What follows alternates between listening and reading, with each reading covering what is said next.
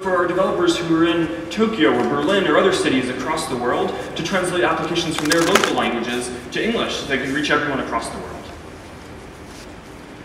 Now, we've seen a lot of growth in the community of people using Facebook, but we've also just seen massive growth in the developer community over the last year. We started off with a very small base around last year's F8, and now we have more than 400,000 developers building things on top of Platform.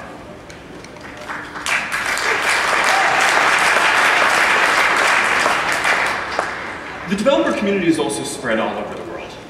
More than half of developers are outside the United States. So what we've done is we've gone around and we've helped local developers put on these developer garages, little grassroots events to help people in different places get started developing on Facebook. And we've done this in more than 70 different cities around the world. So this is our first international F8. We've had a lot of people come from across the world to travel to be with us today. And for those who couldn't make it, we have 4 developer garages that are actually going on simultaneously right now in Paris and London and Barcelona and Berlin, who are broadcasting the events of what we have today live. And if you go to the hackathon area later, you can actually communicate with them live. Now they're 8 or 9 hours ahead, so their open bars already kicked in. They're having a bit more fun than us. We'll get there. So, you guys have probably all heard stories about how application developers across the world have had hundreds of thousands or millions of people using their applications. So I just wanted to take a moment to share some interesting comparisons that we've come up with for how applications are helping people share information compared to other things. So let's start off with looking at iLike in MySpace. The top 5,000 bands have more fans on iLike than they have on any other site on the web. And they're also helping people sell a lot of concert tickets too. And that's not bad for 1 year of work, especially when you look at the other field of competitors and how excellent MySpace's offering is in this area. Now let's look at causes versus Al Gore. Both are trying to do good in the world.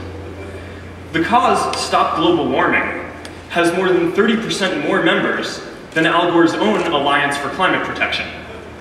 And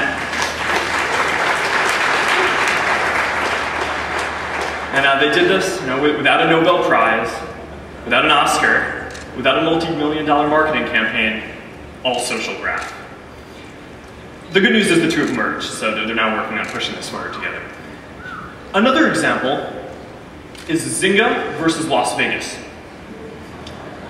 Not sure where the team came up with these examples, but they're pretty funny. Zynga has more people playing Texas Hold'em with them every day than Las Vegas has hotel rooms. Actually, I understated that. Apparently it's 4 times as many.